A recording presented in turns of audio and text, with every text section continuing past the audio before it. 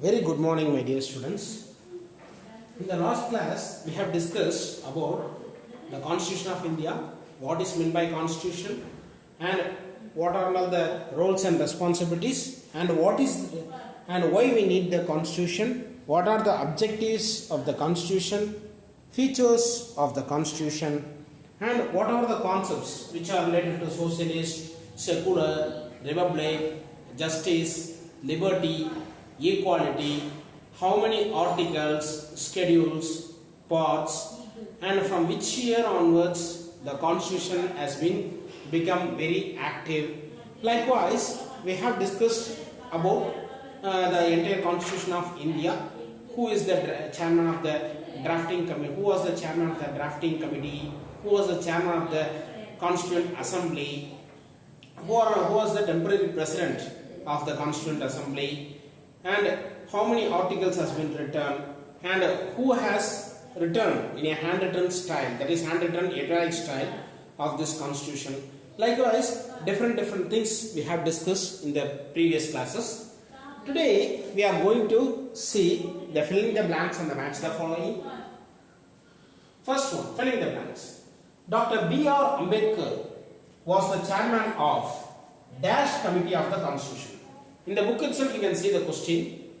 Dr. B.R. Ambedkar was the chairman of Drafting Committee. Drafting Committee of the Constitution. Second question, filling the blanks. Second question. Dash was the chairman of the Constituent Assembly. Who was the chairman of the Constituent Assembly? In yesterday's class, you have seen Dr. Rajendra Prasad. He is an advocate and he is the first Republic President from the year 1950 to 1962. He was the Republic President of our India.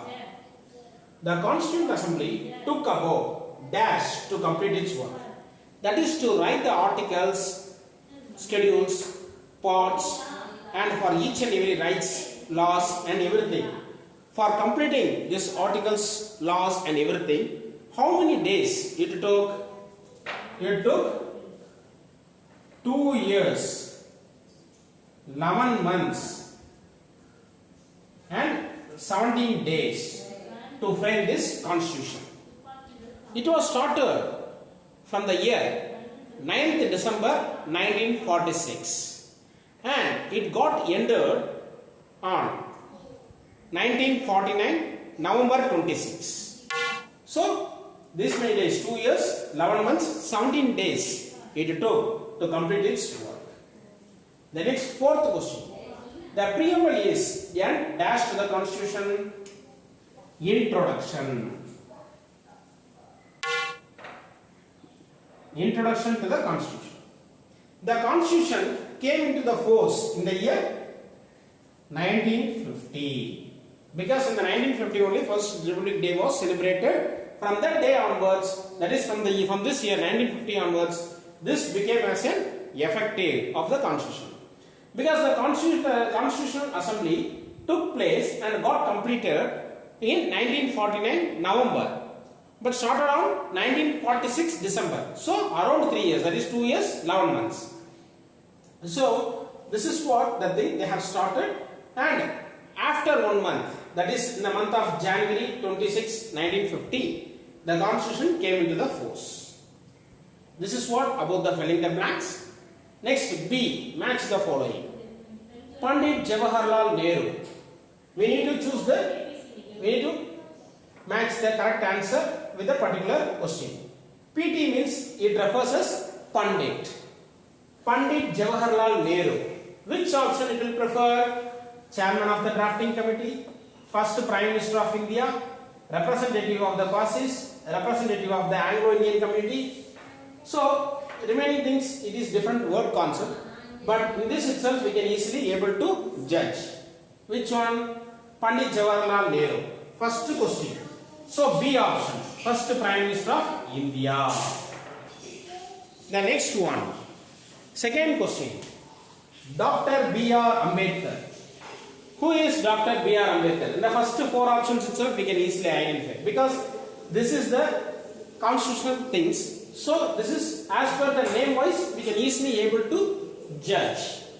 So Dr. B.R. Ambedkar, Dr. B.R. Ambedkar, chairman of the drafting committee. Second question answer.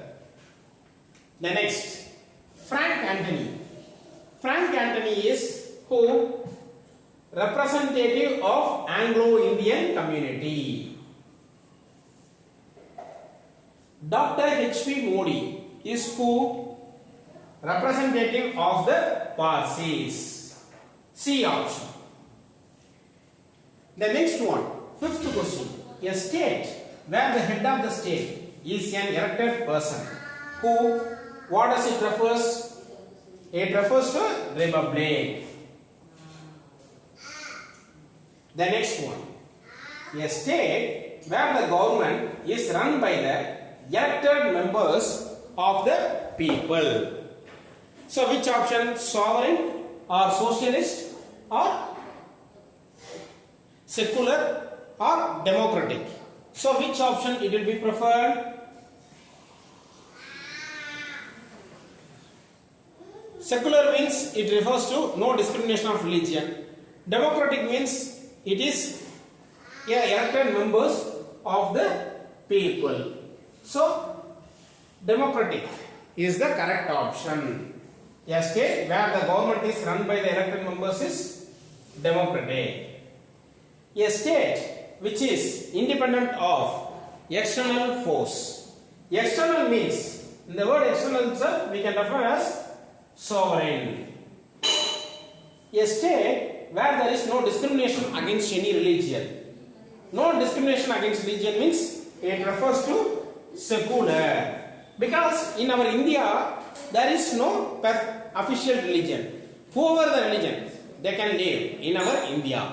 Either he is a Hindu, Christian, Muslim or Buddhas, Sikhism or whoever may be. Parsis, Anglo-Indian, whoever may be, they can able to live. The next one, a state which lays emphasis on social and economic equality is socialist. This is what about the match the following and filling the blanks. That's all. We can see it in next class.